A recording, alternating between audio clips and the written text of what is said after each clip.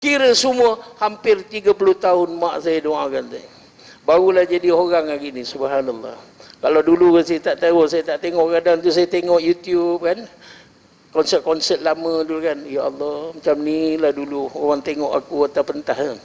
Kan hari ni aku tengok, ya Allah, macam beruk, macam monyet panjat tanah monyet ni. Agaknya orang dulu ingat aku macam tu lah, kesian mak bapak aku, dia orang yang dapat malu kan.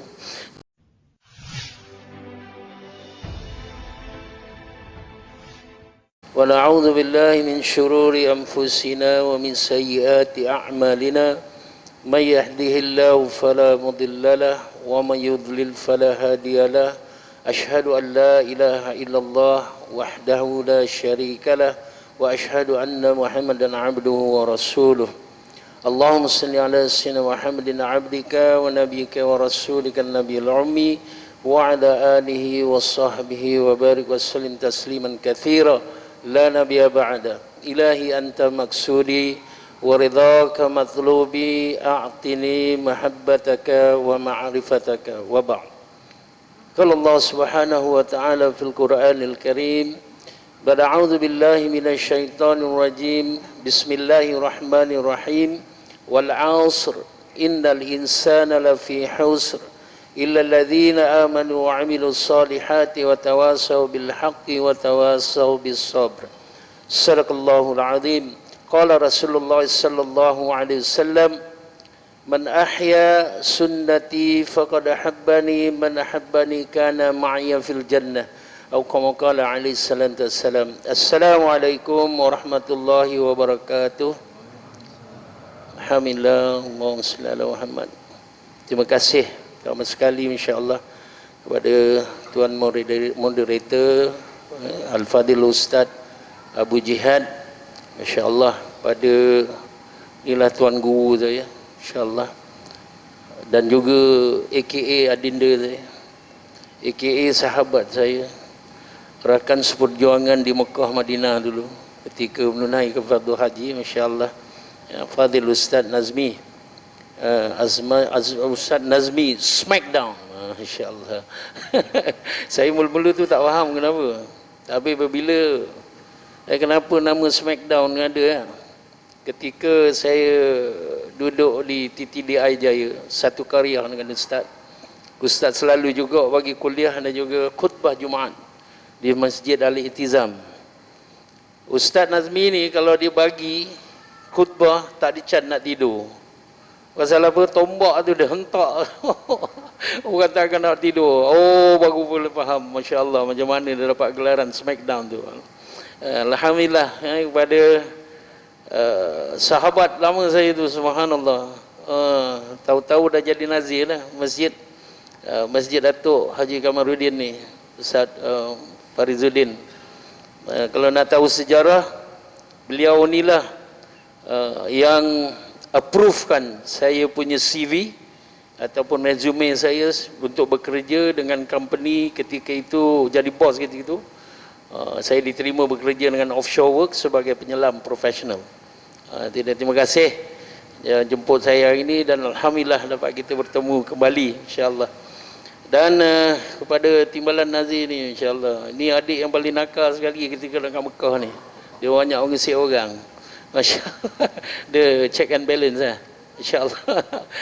Ustaz Al-Fadhil, Ustaz Syarizan, Ustaz Alias, Ustaz Farul Razim, insya-Allah, dan semua sekali hadirin hadirat, muslimin muslimat yang dirahmati oleh Allah Subhanahu wa taala sekalian.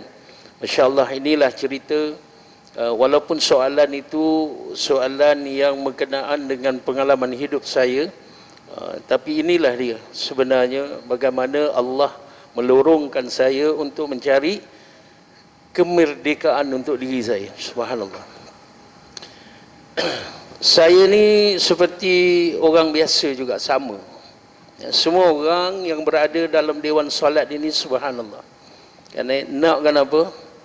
Hari ini kita belajar tinggi-tinggi, kita bekerja siang dan malam, kita berfikir apa yang perlu kita buat itu dan ini untuk mendapat apa, tuan-tuan? Satu perkataan, kejayaan. Betul kan?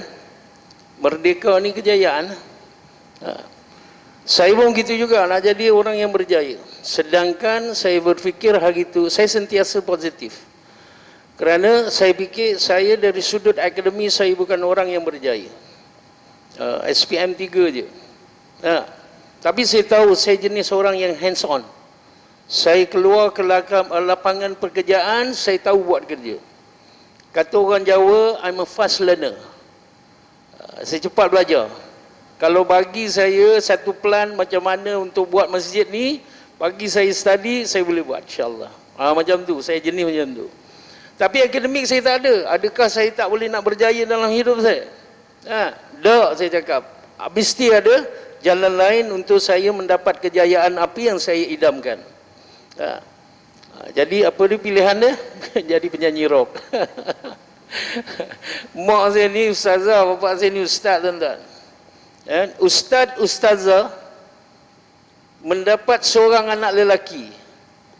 Dalam keluarga saya seorang lelaki. Yang diharapkan untuk menjadi apa? Sekurang-kurangnya jadi macam bapak dia. Bapak saya ni mengajar Al-Quran, mengajar agama, tuan-tuan. Jadi dapat anak seorang lelaki dididik dengan agama. Subhanallah. Daripada kecil saya dah buat hafalan, berzanji, marhaban, nasyid. Hidup ini bagai lampu dinding. Saya dibesarkan dengan lagu-lagu yang begitu. Salla alaika Allahu ya Adnani. Nak pergi sekolah hanya mak saya akan buka channel yang ada lagu-lagu nasyid. Begitu saya dibesarkan. Bapa sini pula, mai sini dek. Abah nak kerja, hari ni abah bagi kau tas bagi kerja rumah. Apa dia? Surah As-Sajdah abah bagi 2 minggu hafal. Surah Sajadah 2 minggu bagi hafal. Saya tasmik dengan mak saya. Mak saya inilah dengar saya baca betulkan tajwid, betulkan makhraj huruf dan sebagainya. Sehinggalah saya hafal, hari yang ke-15 bapak saya akan jumpa saya. Okey, baca. Begitu cara bapak saya mendidik saya. Tapi akhirnya di pertengahan jalan, bukan akhir, belum akhir lagi. Di pertengahan jalan, Masya Allah, saya ni ketika itu umur remaja, 16-17 tahun. Sebab ibu-ibu, ayah-ayah, hari ini saya nak berpesan. Ini berkenaan dengan pengalaman yang pernah saya tempuh. Anak-anak 16, 17, 18, 19, 20, 21. Ini waktu yang kritikal bagi anak remaja kita. Kritikal kerana apa? Ketika itu anak ini mencari apa? Identiti dia. Yang dikatakan pakai psikologi, krisis identiti. Dia mencari identiti. Dia nak jadi apa? Aku belajar tak tinggi ataupun aku belajar tinggi. Dia nak mencari apakah perkara yang harus dibuat untuk masa depan dia untuk mendapat apa yang dia nak. Apa yang dia nak itu bergantung kepada suasana ketika dia duduk ketika itu. Jadi suasana ini amat penting. Kalau nak anak kita ni jadi apa, rider motor kan, jadi racer MotoGP kan, ketika itu anak daripada kecil dididiklah dengan motor, akhirnya akan jadi mak rempit juga, jadi mak motor, betul kan? Kalau nak anak kita ni jadi kontraktor yang berjaya, dedahkan dia dengan kerja-kerja kontraktor, bina rumah, duduk dengan volunteer, hari-hari cerita pada projek, macam mana nak kira, nak buat bajet dan sebagainya. Kalau nak anak ini jadi rockers, dudukkan anak ini dalam suasana rock. Ketika itu 86, rock tengah memuncak naik, tuan-tuan. Dekat kampung, dekat Negeri Sembilan tu, satu kampung tuan-tuan, rantau tu, kurang busuk-busuk pun ada 3 kumpulan rock, betul? Saya tak tahu dekat Selangor ni macam mana. Tapi di Negeri Sembilan ketika itu di rantau ada 3 kumpulan rock. Jadi senarionya ketika itu, keadaannya ketika itu, rock sedang berkembang. Jadi saya ni sedang mencari identiti saya. Mak bapak saya ni nak hantar saya mengaji pondok, nak dijadikan ustaz ataupun anak yang baik. dan lebih tepat anak yang soleh. Kenapa anak yang soleh? Kerana anak yang soleh-solehah ini doanya laku di sisi Allah Subhanahu Wa Taala ketika mak bapak dalam kubur. Betul tak? Kalau mati anak Adam ini, mati terputuslah amalannya hanya kecuali 3 perkara. Amal jariah, yang kedua ilmu yang manfaat, dan yang ketiga doa anak yang soleh. InsyaAllah. Begitulah faham mak dengan bapa saya ni. Subhanallah. Habis satu hari, Masya Allah, saya cakap dengan mak saya, mak nak ngaji pondok ni lambat lagi ni. Apa kata saya keluar kejap pergi kerja? Bila saya kerja, saya ada gaji. Bila saya ada gaji, saya boleh simpan duit gaji saya. Bila saya ada simpanan, besok saya ngaji pondok, saya tak menyusahkan mak, saya boleh pakai duit simpanan saya. Bijak tak setan ni, tuan-tuan? Kan? Jadi mak saya pun termakan di akal dia. Dia cakap, betul. Betul aja.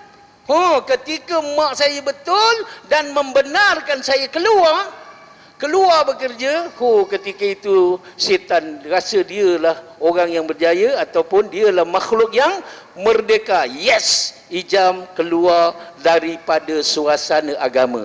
Tuan-tuan, di rumah saya ni, mak saya mengajar ngaji 30-40 anak murid pagi, 30-40 anak murid malam. Subhanallah.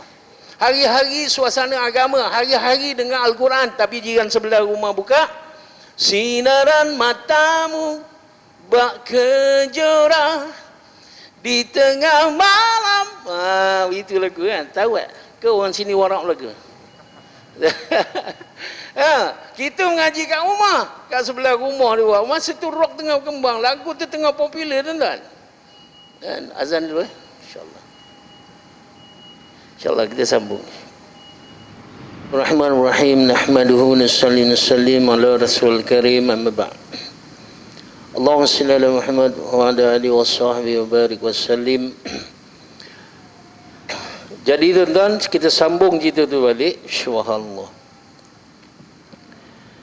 Jadi apabila saya keluar kerja, maknanya suasana tu dah berubah. Kalau yang dulunya duduk dalam suasana mengaji Al-Quran, membantu mak dengan bapak saya mengajar anak-anak kampung mengaji Quran, hari-hari menghadap Quran, subhanallah. Tapi bila keluar je kerja dekat Senawang, berubah dah. Bila? Ketika itulah, Masya Allah. Kerana tiba-tiba pula kumpulan medicine ni, nama sebenarnya dulu mula-mula adalah D. Johnson. Pasal kerja dekat kilang tu nama Johnson, Chandra Johnson. Jadi nama kumpulan tu D. Johnson. Sehinggalah masuk 87, masuk pertandingan juara-juara rock, subhanallah, barulah tukar nama medicine, subhanallah.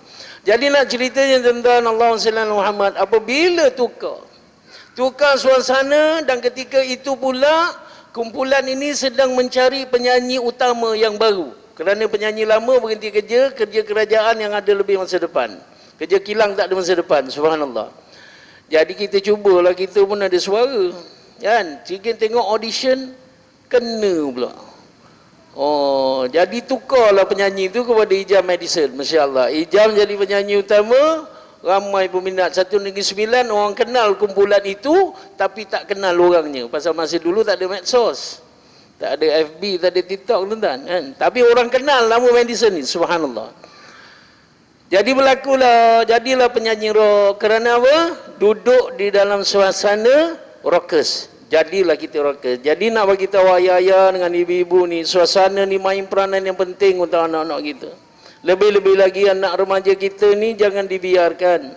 Jangan kita putus asa dalam mendidik anak kita yang degil ke, yang apa ke, masya-Allah, yang tak dengar kata ni, kena doakan banyak-banyak. Dan lebih-lebih lagi, Masya Allah, kena ambil tahu siapa kawan anak ini, dia duduk di mana hari-hari, tempat lepak ada di mana. Ibu-ibu, ayah-ayah kena ambil tahu. Kalau tidak, duduk di salah suasana, dia akan jadi salah. Kalau suasananya betul, dia akan jadi betul. Ini berlaku pada diri saya. Jadilah rocker, subhanallah. Satu hari bila mak saya ni tahu saya jadi penyanyi, subhanallah. Ceritanya panjang sebenarnya kan, tapi masa ni tak berapa nak nak izinkan sangat, saya pendek-pendekkan cerita. Macam mana mak saya boleh tahu saya jadi penyanyi rock? Satu hari tu tuan-tuan, Allahumma salli ala Muhammad, sebenarnya kumpulan Madison ni ditawarkan buat album yang pertama 1986. Tapi bukannya album yang solo, album bersama dengan kumpulan-kumpulan yang lain dengan niat nak melawan ataupun nak bersaing dengan Battle of the Band. Ingat tak Battle of the Band? Ada 5 kumpulan buat satu album. Betul kan? Ray Ma'ruf dengan White Steel, Ella and the Band, lagi Bloodshed, siapa lagi? SYJ, ada lagi satu kumpulan. 5 kumpulan buat satu album, pum, meletup. Jadi kita pun nak buat lah 4 kumpulan buat satu album. Kumpulan apa? Pratayuda, penyanyi utama dia. Itu kumpulan pertama bagi Datuk Hatan tu, Pratayuda. Salim, arwah Salim, insya-Allah, penyanyi utama bagi kumpulan Midnight. Bukan Iklim kumpulan dia yang pertama. Kumpulan dia Midnight yang pertama, insya-Allah. Dan The Kids daripada Terengganu dan kumpulan Madison. Buat album tapi tak berjaya dipasarkan di Malaysia kerana begitu kuatnya Battle of the Band ni. Lalu plan B, marketing. Jual dekat mana? Jual dekat Singapura. Tuan-tuan, untuk pengetahuan, saya dibesarkan di Singapura 20 tahun. Bapa saya orang Singapura. Kan? Kawan-kawan saya yang membesar di Singapura semua cakap, Ijam pindah ke Malaysia, confirm jadi ustaz. Pasal dia tahu Malaysia ini ditakbir oleh orang Islam, banyak madrasah, banyak ma'had hafiz. Kan? Confirm Ijam akan jadi ustaz. Tengok-tengok aja, boom, album dipasarkan di Singapura, album itu meletup pula. Jadi kawan-kawan yang besar dengan saya ni tengok, ini anak Pak Sair. Pak Sair tu bapa dia. Ini anak Pak Sair, ingat jadi ustaz, jadi penyanyi rock. Dia balik rumah, dia bagi tahu mak dia. Mak dia dengan mak saya ni masih berhubung. Teleponlah kawan mak saya ni. Apa dah jadi maknya? Orang Singapura semua panggil mak saya ini mak nyonya. Maknya lah singkatannya. Apa dah jadi maknya? Ingat Ijam ni jadi ustaz, jadi penyanyi rock pula. Mak saya bila tahu, tuan-tuan. Mak saya ni garang, tuan-tuan. Dia punya garang dia, tuan-tuan. Apa benda yang tak singgah kat badan saya ni? Pinggan, mangkuk, gelas, cawan, semua habis dah. Punyalah pelesit dulu, jahat, nakal dulu kan. Subhanallah. Jadi bila mak dia tahu balik rumah tu, Allahu Akbar, dia terus dia serang dia. Orang Singapura semua cakap kau dah jadi penyanyi rock, betul ke? Saya dah masa tu dah sangat minat nak jadi penyanyi. Orang dah boleh terima saya jadi penyanyi. Orang dah puji saya. Suara sedap lah, itulah, inilah. Untuk jadi penyanyi rock ni memang kenalah kat kau Jam kan. Jadi kita dah seronok. Bila dah seronok tu tak ada siapa yang boleh halang. Lalu walaupun mak saya yang begitu garang sekalipun, saya terus dijawab, ya mak, saya dah jadi penyanyi rock. Saya ingat mak saya nak bantai saya sanggup bertahan juga. Tapi tak, mak saya tu masuk bilik, sejak daripada hari tu lebih kurang 3-4 malam dia tak keluar rumah. Dia tak keluar daripada bilik tu. Lalu bapa saya pun datang kat dia, subhanallah. Sebelum tu bapa saya jumpa saya, Jam, mak engkau ni 4-5 hari ni tak keluar bilik ni. Masak tidak. Uruskan pakaian Abah tidak. Bapa saya imam. Tiap-tiap waktu kadang dia nak tukar jubah, subhanallah kan. Jubah tak bergosok. Apa dah berlaku dengan mak engkau ni? Ada sesuatu yang tak kena ni. Kenapa Jam? Cakap tak tahulah bah. Mungkin mak dah tahu orang dah jadi penyanyi rock. Itu yang mak sedih tu. Jam, bapa saya ni hatinya sangat lembut, penuh kasih sayang. Bapa saya jentik, tengking anak pun tak pernah buat imam, jentik pun tak pernah sekali. Jadi bapa saya ni cakap apa? Jam, kau tahu tak? Apa hukumnya seorang anak menumpahkan setitis air mata ibu ke bumi? Bumi ni akan melaknat kau Jam. Sebelum apa-apa berlaku pada diri kau, pergi minta maaf dengan mak. Ni cara bapa saya. Saya minta maaf. Mak, ampunkan saya mak. InsyaAllah mak, saya cubalah jadi yang baik. Saya tak cakap saya nak berhenti menyanyi rock, dah. Saya akan cuba jadi baik. Depan mak tu memang baik betul lah. Dah minta maaf, menangis-nangis, keluar rumah jadi hero balik. Jadi terus penyanyi rock. Allahumma salli ala Muhammad. Lalu bapa saya pun nasihatkan mak saya. Mak saya dia kan, jangan putus asa dengan Allah, dia cakap. Jangan kecewa dengan Allah. Ada sesuatu yang Allah nak ingatkan pada kita. Sesuatu yang ada perkara yang tak kena, Ya, jadi Allah turunkan ataupun Allah jadikan anak ini sebagai ujian untuk kita ingat apakah muhasabah, apakah perkara yang Allah tak suka kita dah lakukan. Selama hari ini kita mengajar anak-anak orang kampung daripada Singapura sampai ke Malaysia ni. Kita mengajar anak-anak orang kampung ini, Masya Allah, Al-Quran daripada alif bata, belajar tajwid, mengajar taranum, sehingga budak ni boleh mendirikan solat dengan sendiri. Kita belajar fardu ain, mengajar tauhid dan mengajar sebagainya. Daripada tak tahu kepada tahu. Jadi ada yang sambung belajar pergi ke luar negara, balik dapat diploma, dapat ijazah. Kita rasa apa? Kita rasa bangga. Kita tak bulangkan balik kepujian ini kepada Allah SWT. Ini yang sebabnya Allah bagi peringatan kepada kita. Kerana apa? Segala pujian milik aku, bukan milik engkau. Kan? Kalau kita tak pulangkan balik pujian ini kepada Allah SWT, apa berlaku? Kita akan rasa sombong, kita akan riak. Kan? Akulah yang mengajar anak-anak orang kampung ini daripada tidak tahu kepada aku. Semuanya kita akan cakap aku. Ini yang menyebabkan kita akan jadi sombong. Jadi Allahumma salli ala Muhammad, reda dengan ketentuan Allah, jadi muhasabah kita, beristighfar kita, bertaubat kita kepada Allah SWT, dan tugas sebagai seorang ibu, doa dan doa dan doa. Ad-doa silahul mu'min. Inilah hadis yang diajarkan bagi bapa saya kepada mak saya. Doa ini senjata seorang mukmin yang paling ampuh. Hebatlah Amerika, negara China, negara Rusia boleh mencipta senjata nuklear yang boleh meleburkan dunia ini dengan sekelip mata, tetapi senjata yang kita katakan hebat ini tidak dapat menukar takdir seseorang. Doa yang Nabi tinggalkan kepada kita, yang Nabi ajarkan kepada kita, hebatnya doa ini dapat mengubah takdir seseorang, tapi pastikan datangnya daripada seorang ibu yang bertakwa. Jadi doa, jangan putus asa, jangan kecewakan Allah. Doa. Jadi mula daripada hari itu. Bukan dulu mak saya tak doakan saya. Dulu mak saya doakan saya juga. Tapi doanya sambil-sambil lewat. Ini mak saya bagi tahu kat saya. Dulu mak ni terlampau yakin yang kau ni akan jadi anak yang saleh. Kau ni akan jadi ustaz di jam. Itu sebab mak doa pun ambil sambil lewat. Tapi apabila ujian Allah bagi begini, bersungguh-sungguh mak doakan kau. Kira semua hampir 30 tahun mak saya doakan saya. Barulah jadi orang hari ni, subhanallah. Kalau dulu saya tak tahu, saya tak tengok, kadang tu saya tengok YouTube kan, konsert-konsert lama dulu kan. Ya Allah, macam ni lah dulu orang tengok aku atas pentas kan. Hari ni aku tengok, ya Allah, macam beruk, macam monyet panjat sana monyet ni. Agaknya orang dulu ingat aku macam tu lah. Kesian mak bapak aku, dia orang yang dapat malu kan. Jadi tuan-tuan yang dimuliakan Allah Subhanahu Wa Taala, begitulah ibu-ibu doakan anak. Anak kita ni nakal jahat macam mana sekalipun, masya-Allah, jangan disumpah. Jangan disumpah anak. Mak sini garang tuan-tuan, tapi dia tak pernah sumpah anak dia. Mak sini garang. Nada tu, kalau dia marah, nada tu memang bunyi garang. Tapi jaga perkataan yang keluar dari mulut seorang ibu. Begitu juga dengan ayah. Marah boleh, tapi jangan keluarkan perkataan-perkataan yang tidak elok. Mak dia kena marah, kau ni betul degil jam kan. Anak bertuah betul dia. Nadanya marah, tapi keluarnya anak yang bertuah. Dan akhirnya tuan-tuan, Allahumma salli ala Muhammad. Hari ini tuan-tuan, Allahumma salli ala Muhammad.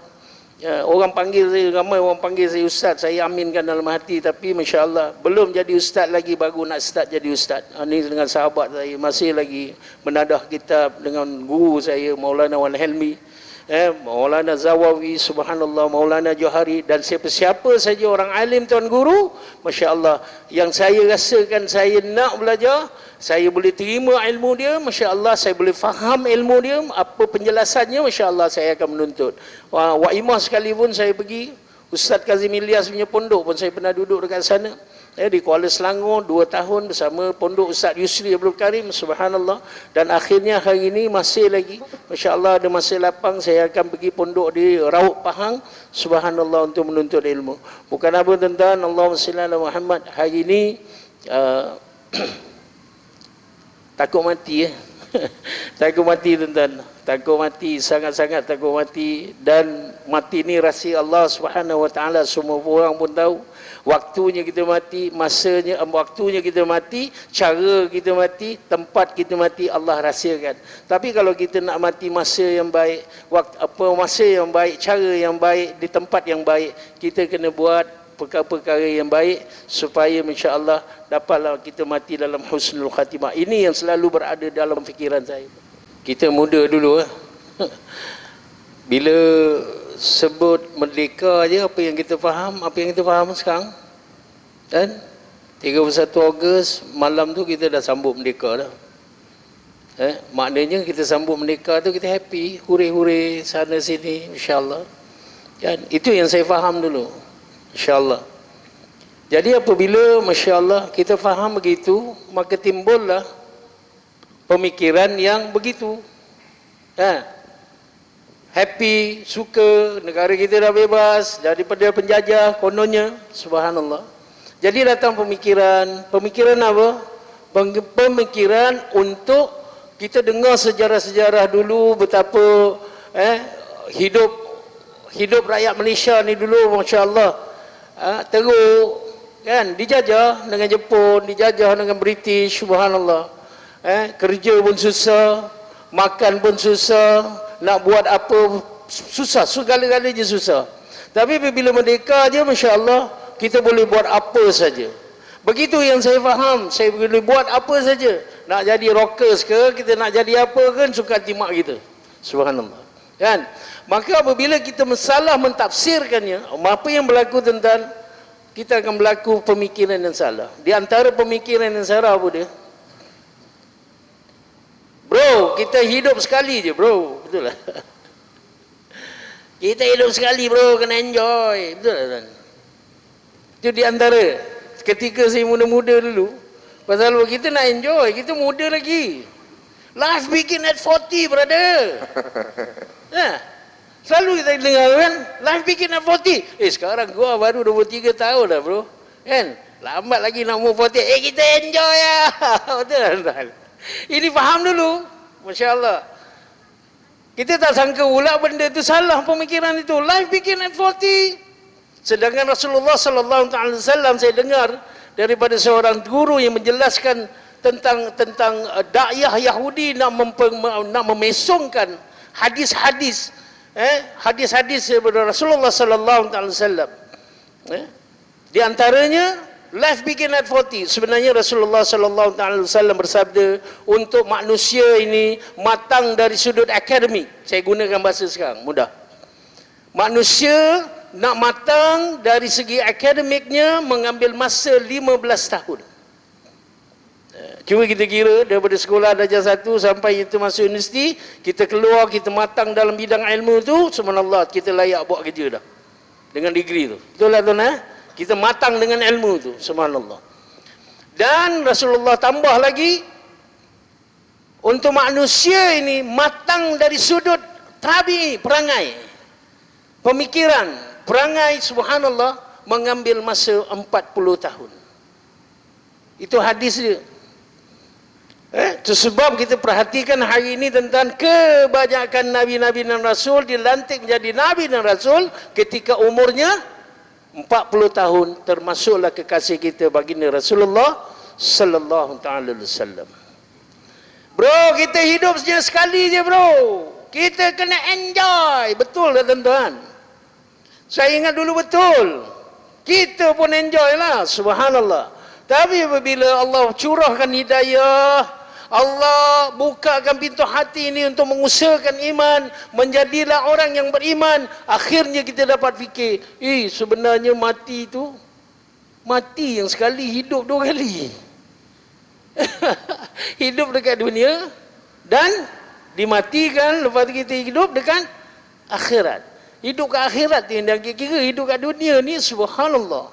Kerana sebagai ujian bagaimana kita perlakukan dunia ini untuk kebahagiaan di akhirat. Ad-dunya mazra'atul akhirah. Jadikan dunia ini sebagai jembatan untuk kebahagiaan kita dekat akhirat. Nak buat apa pun kau buatlah, tak ada masalah. Tapi pastikan perbuatan kau itu akan memberi kesan di akhirat besok. Kesan yang baik, dia akan jadi baik dekat akhirat. Tapi kalau perbuatan yang buruk, kesannya buruk di akhirat. Begitu fahamnya, subhanallah. Oh, Allahumma salli ala Muhammad. Sehingga kita kadang, Masya Allah, tak sedari. Tapi tuan-tuan yang dimuliakan Allah Subhanahu wa taala, perempuan yang dirahmati oleh Allah Subhanahu wa taala, masya-Allah. Ini pentingnya iman. Kita kena usahakan iman kita hari-hari. Ya ayyuhalladzina amanu aminu billahi wa rasulih. Wahai orang-orang yang beriman, usahakan iman kamu kepada Allah dan juga Rasulullah sallallahu alaihi wasallam. Kena usahakan iman. Kerana iman inilah, Masya Allah, yang tersemat dekat dalam hati kita ini, Masya Allah, untuk menentukan apakah perbuatan kita yang kita akan lakukan, sama ada perbuatan itu Allah suka ataupun tak suka. Ini bergantung kepada usaha atas iman yang kita lakukan hari-hari. Tuan-tuan yang dimuliakan Allah Subhanahu wa taala, subhanallah. Ini yang saya sentiasa fikirkan. Kadang orang tanya kepada saya, bang, nak hijrah semua orang boleh hijrah bang. Nak berubah semua orang boleh berubah. Tapi masalah yang paling besar, yang susah nak buat, nak istiqamah di dalam penghijrahan itu. Nak istiqamah di dalam kebaikan yang kita nak buat itu. Macam mana abang boleh istiqamah bang? Weh, aku tak tentu lagi ni. Wah, kan? Tapi setakat hari ni, apa yang abang buat, apa yang abang lakukan, abang boleh istiqamah hari ni pakai jubah, pakai kopiah, subhanallah. Masya Allah. Saya cakap satu je tuan. Ingat mati. Oh, ingat mati tuan-tuan. Kerana apa tuan-tuan? Ketika saya nak berubah dulu. Doa mak saya ni hampir 30 tahun. Hampir 30 tahun mak saya doakan dia, doakan saya. Lalu Allah makbulkan doa saya. Allah jadikan seorang ulama sebagai asbab, bertemu dengan saya lalu berubah 360 degree. Siapa ulama itu? Sahibus Sama'ah almarhum Datuk Ishak Barum, Mufti Negeri Selangor ketika itu. Datang ke pulau perhentian. Tuan-tuan, saya ni jadi beach boy, 12 tahun saya jadi beach boy. Beach boy apa benda yang dia tak buat? Yalah, tahu je Haji nak ganggu-ganggu. 12 tahun, hampir 12 tahun saya jadi beach boy tuan-tuan. Pakai board short, pakai singlet dekat tepi pantai dengan Oakley. Oh, dia Allah SWT. Tiba-tiba datang seorang ulama. Tuan-tuan, sepanjang saya jadi beach boy, saya duduk di pulau, bekerja di pulau, tuan-tuan. Pulau mana pun, Indonesia, Thailand, di Malaysia, jangan cerita lah. Habis semua pulau dah saya teroka dah. Tak pernah seumur hidup saya bertemu dengan seorang ulama datang ke pulau bercuti. Hari itu ditakdirkan Allah Subhanahu wa taala. Itu yang saya kata tu, doa mak saya dimakbulkan, dihantar ulama kepada saya. Tengok daripada jauh je ulama tuan-tuan, subhanallah, lebih kurang 60-70 meter daripada saya. Dia dekat ujung jeti tu, baru turun daripada bot. Saya duduk di pantai, di hammock, sedang relax, berehat. Baru lepas menyelam, nak berehat, pukul 5 lebih gitu, datang ulama ni. Tengok daripada jauh, dia belum toleh daripada saya lagi. Saya dah, ulama mana datang ke pulau ni? Tak toleh lagi, saya tak kenal lagi siapa. Sehinggalah dia toleh ke pantai, barulah saya nampak Allah, Datuk Ishak Barum, Mufti Negeri Selangor. Tuan-tuan, terus saja Allah taruh je hidayah pada diri saya ni, Masya Allah. Terus pergi ke bilik saya. Saya mandi tuan-tuan, ambil wudu, solat asar. Sekian lama saya tak solat dah. Hari tu solat. Itu baru pandang ulama daripada jauh tuan-tuan. Apa kata hari ni kita rapatkan diri kita dengan ulama. Agak-agak Allah akan bagi apa kat kita? Keberkatan hidup tuan-tuan. Subhanallah. Jadi Allah SWT Muhammad malam, bapa saya pernah berpesan ketika saya Masya Allah, saya nak pergi merantau tu, bapa saya pernah pesan, Jam, bila engkau jumpa ulama, jangan tanya banyak soalan. Adabnya, kau minta antara dua perkara ni. Satu, kau minta doa. Yang kedua, engkau minta nasihat. Ni dua. Salah satu daripada tu. Jangan tanya banyak soalan tentang, kadang ulama ni banyak fikir halumat. Banyak benda kadang dia datang kuliah kan. Oh, kita pun ambil kesempatan lah. Sedangkan dia sedang fikir apa dalam otak ni, kejap lagi kan dia nak bagi syarah apa, hadis ni apa syarahnya, tengah fikir, banyak benda dia fikir. Jadi, adabnya kita tanya, kita minta dua perkara, salah satu kita minta. Minta doa atau minta nasihat? Saya minta nasihat, tuan-tuan. Tuan-tuan, apa ulama ni bagi nasihat, tuan-tuan? Kullu nafsin za'iqatul maut. Setiap yang bernyawa itu pasti akan merasai maut. Wa innama tuwaffawna ujurakum yaumal qiyamah. Dan di hari akhirat besoklah akan dibalas apa yang kamu kerjakan dekat dunia. Faman zuhziha 'anil nari wa udkhilal jannah faqad faz. Orang yang dihindarkan daripada api neraka dan dimasukkan ke dalam syurga, itulah yang sebenarnya orang yang merdeka. Orang yang berjaya. Wa mal hayatad dunya illa mata'ul gurur. Sesungguhnya hidup di dunia ini merupakan harta benda, kesenangan, pangkat, darjat, subhanallah, adalah kesenangan yang terpedaya, subhanallah. Kullu nafsin zaikatul maut. Ini nasihat yang terima daripada seorang ulama besar, tuan-tuan. Berkatnya nasihat yang datang daripada mulut seorang ulama yang penuh dengan kasih sayang, yang penuh dengan keberkatan ini sampai kepada saya. Berkatnya nasihat ini sehingga hari ini saya ingat mati, tuan-tuan. Itu sebab jangan pelik saya kalau tak masuk Gegar Vaganza. Jangan pelik lah, orang ramai ni minta saya masuk Gegar Vaganza. Ui, suara power lagi ni, otai ni legend ni. Bang, masuk Gegar Vaganza. Ya. Engkau terhibur lah, engkau lah suka. Aku besok kan dengan tengah Gegar Vaganza tu tengah nyanyi, Allah tarik nyawa, macam mana agaknya. Ini selalu fikir, tuan-tuan. Allah rahsiakan masa kita mati, cara kita mati, tempat kita mati. Kita nak mati kat mana? Kita buatlah perkara tu. Nak mati kat masjid, selalu datang masjid. Nak mati dekat Madinah, selalulah ikut saya pergi Madinah, insya-Allah. Zafiz ada kat sini. Ikut pergi umrah, subhanallah, pergi haji, subhanallah. Kita nak mati masa bila? Masa tengah solat, rajin-rajin solat. Jangan kita lekengkan solat. Buat yang fardu je, yang sunat kita tidak.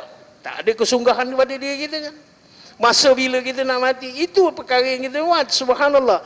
Jadi tuan-tuan yang dimuliakan Allah subhanahu wa ta'ala, inilah perkara yang selalu saya ingat untuk memerdekakan diri saya. Saya berfahaman apa, Masya Allah. Hari ini Malaysia merdeka, yang dikatakan merdeka lah, yang selalu kita tengok 66 tahun kita ni merdeka. Selalu dilaung-laungkan dekat TV, medsos semua. Masya Allah, baru lepas hari itu merdeka, whatever lah. Kan? Sekali persoalannya, tuan-tuan, hari ini negara kita yang dikatakan merdeka itu, kita ambil peluang tak? Ini saya tanya pada diri saya, adakah kita ambil peluang di atas kemerdekaan Malaysia ini yang ditakbir oleh orang Islam, agama Islam, agama rasmi? Ramai, banyak ni madrasah, banyak ma'atafiz, banyak pondok-pondok, masjid aktif. Masjid Datuk Haji Kamarudin, subhanallah, aktif. Tiap-tiap waktu, tuan-tuan, ada aktiviti. Di masjid-masjid mana terpulang kepada kita je untuk kita duduk dalam majlis ilmu, belajar, cari ilmu. Nak masuk syurga pun kena ada ilmu. Nak selamat, nak merdeka kita dekat akhirat besok kena ada ilmu. Subhanallah. Ini peluang kita ambil tak? Atas dasarnya merdekanya negara Malaysia ni. Kita ambil peluang tak? Kalau nak dibandingkan dengan Rohingya, India, subhanallah, Uyghur, yang dikatakan tidak merdeka, tapi tuan-tuan, Allahumma salli Muhammad, di Thailand, minoriti orang Islam. Saya bawa balik daripada Thailand, tuan-tuan, pergi ke Yala tengok macam mana penghidupan orang Islam di sana. Usaha, subhanallah, usaha dakwah tak boleh lawan apa? Negara yang ditakbir oleh orang kafir, tapi orang Islamnya buat dakwah, subhanallah.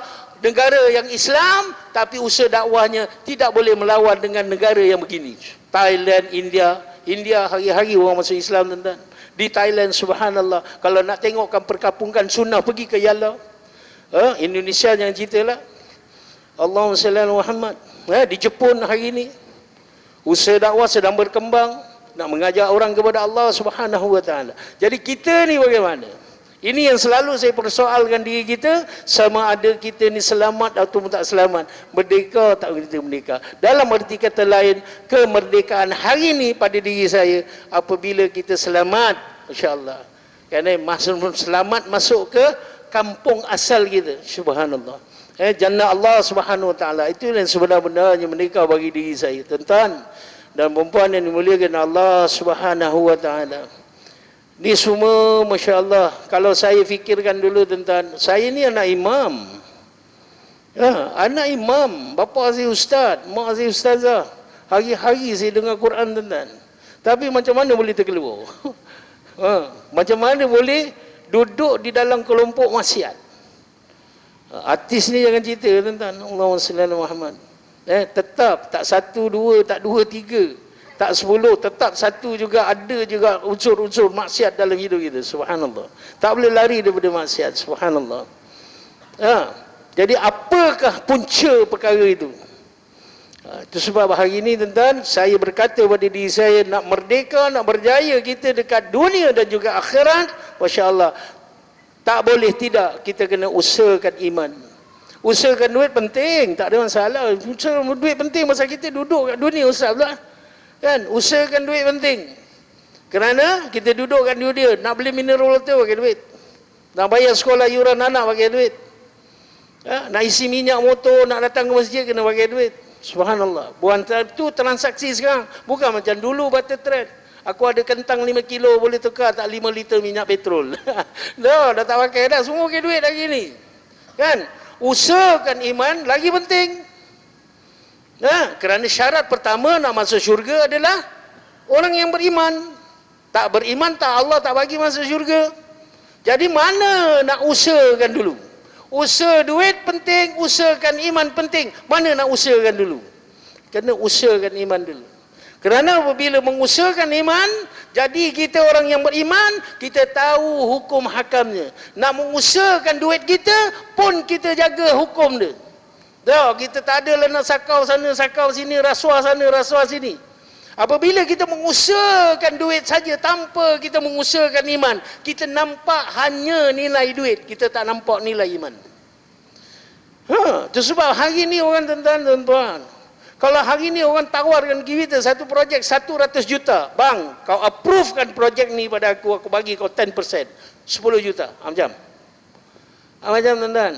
Kita pegang satu pos lagi, CEO ke, ataupun chief engineer yang pegang satu projek nilai 100 juta. Orang offer kita bagi 10% daripada nilai projek itu, dapat 10 juta. Agak-agak macam mana tuan-tuan? Ini bergantung kepada usaha kita di atas mana. Usaha duit lebih ke usaha iman dengan lebih? Kalau usaha duit lebih, kita nampak nilai duit tu 10 juta. Rumah dengan lift lah aku boleh beli. Rumah 5 tingkat pasang lift sekali, betul lah. Lamborghini, sap-sap soy lah. Apa kereta pun aku nak beli-beli. Betul, ketika kita nampak nilai duit. Tapi kalau kita mengusahakan iman kita, kita tahu nilai iman ini bagaimana. Pentingnya nilai iman ini. Baru kita usahakan duit, kita tahu 10 juta, tak berbaloi bang, masuk neraka selama-lamanya. Tak boleh. Walaupun satu hari masuk neraka, nak ke tuan-tuan masuk neraka? Tak nak tuan-tuan. Begini nilai iman. Jadi iman ini harus diukur hari-hari. Hari-hari kena ukur tuan-tuan. Innamal mu'minuna alladzina idza dzukirallahu wajilat qulubuhum wa idza tuliyat alaihim ayatu zadatuhum imanan wa ala rabbihim yatafakkarun. Innamal mu'minuna idza, orang yang beriman itu apabila disebut nama Allah,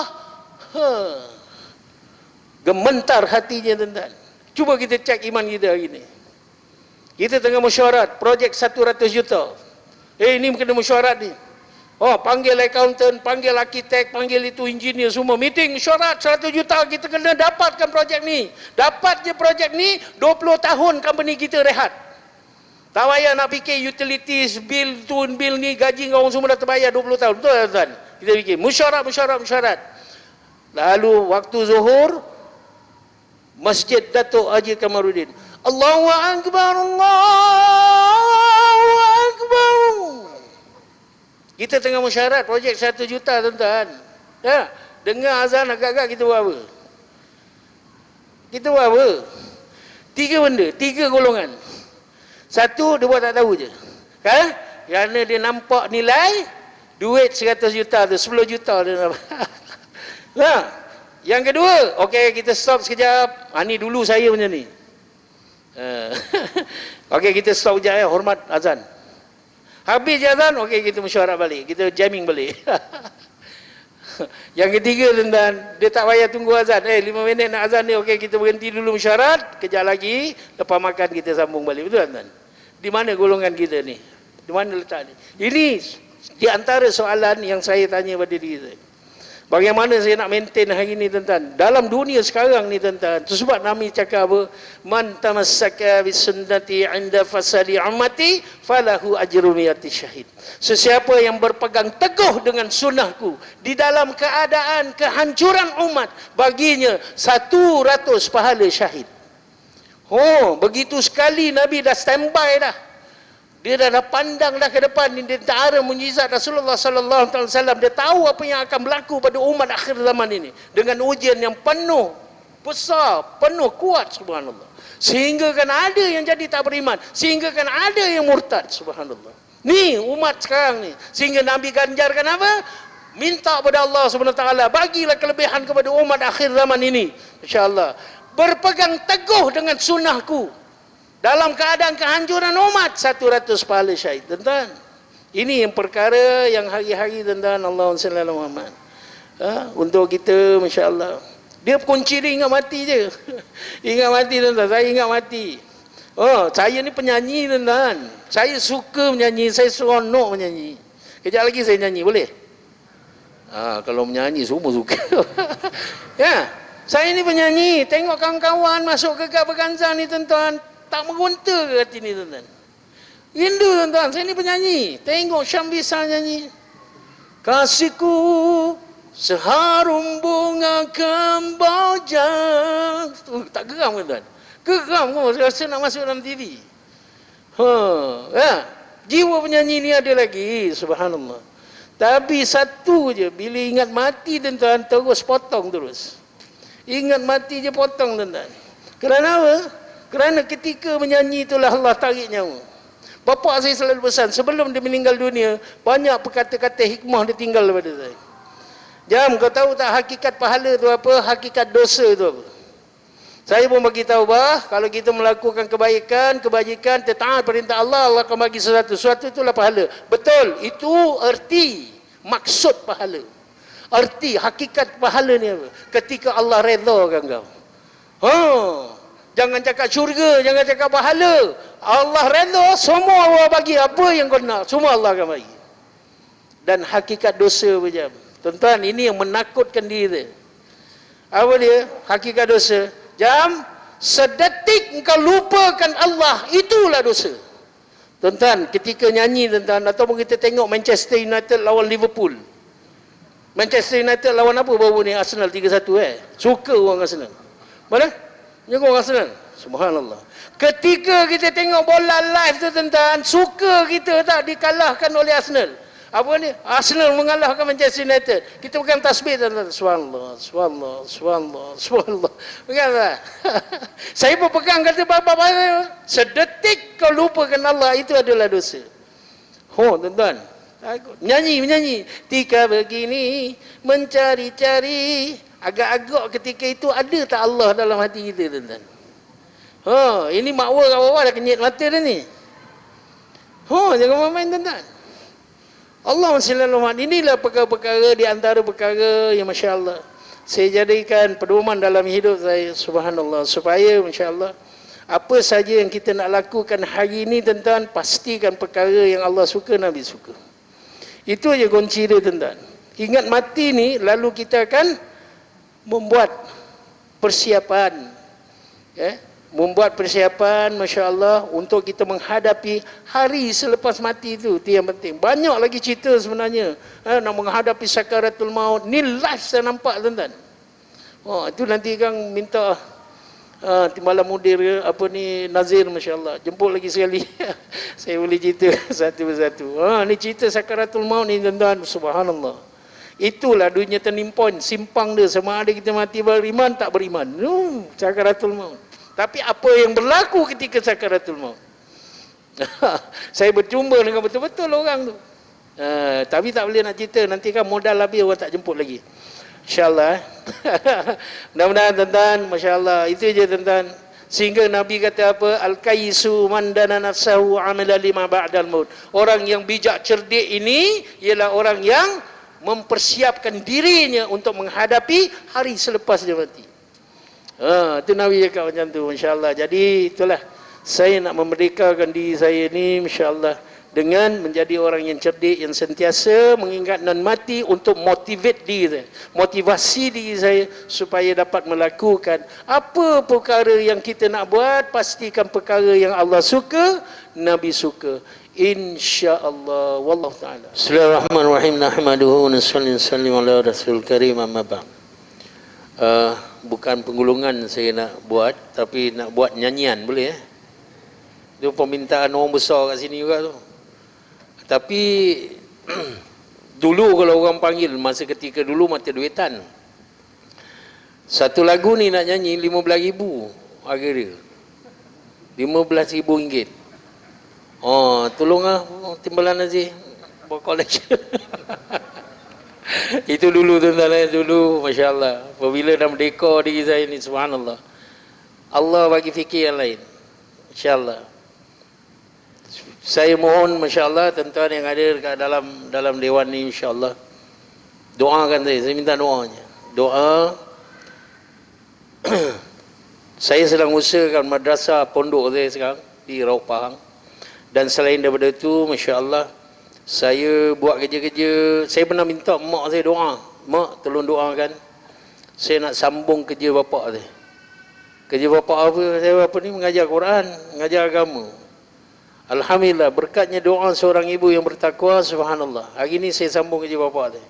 Saya mengajar kawan-kawan saya Al-Quran, mengajar Iqra, tajwid. Taranum tak adalah, dah lama saya tak taranum, subhanallah. Saya mengajar nak memperbaiki bacaan Quran mereka, Fatihah dan sebagainya.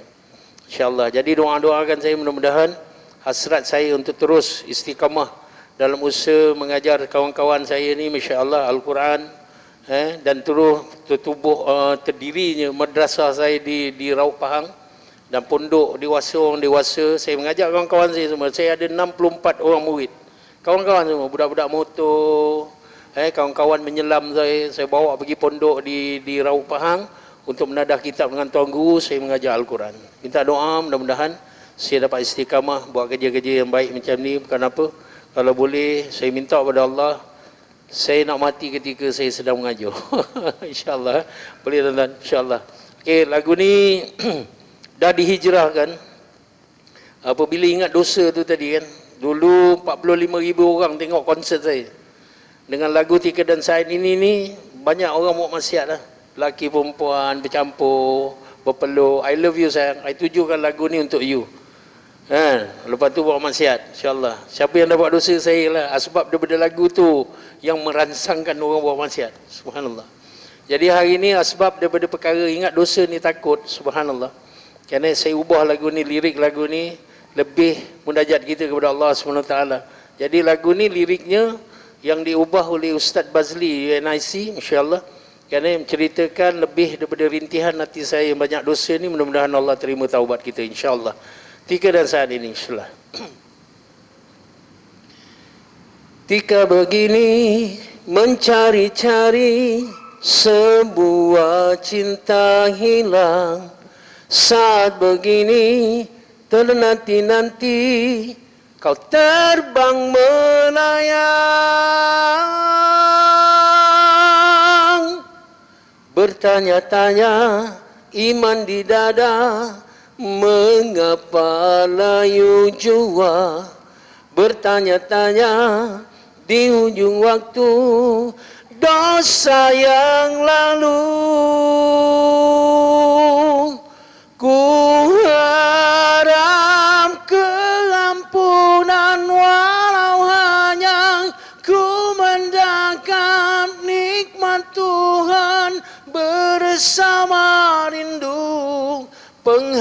harapan. Saat ini ku insafi, aku kembali. Aku berjanji menjaga hati dan coba terus di jalanmu. Walau pedih mencalar, ku coba sedayaku. Dengan rahmatmu ku tetap bahagia. Ketika begini engkau di sisi, ku tak terasa sepi. Saat begini ku padu janji cinta yang satu.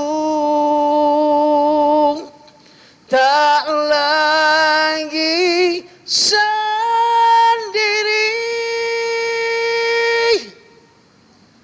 Bersyukurlah atas segala apa yang kita dapatkan, karena semuanya begitu indah. Bersabarlah atas segala musibah yang menghampiri, karena semuanya tak akan lama. Sedih sementara, bahagia sementara, sakit sementara, sehat sementara, miskin sementara, kaya pun sementara. Dunia sementara, akhirat selama-lamanya. Berharaplah hanya kepada Allah yang maha segalanya. Yakinkan hati hanya kepadanya. Dunia ini tempat meninggal, bukanlah tempat kita tinggal. Kita semua akan kembali padanya. Sedih sementara, bahagia sementara, sakit sementara, sehat sementara, miskin sementara, kaya pun sementara.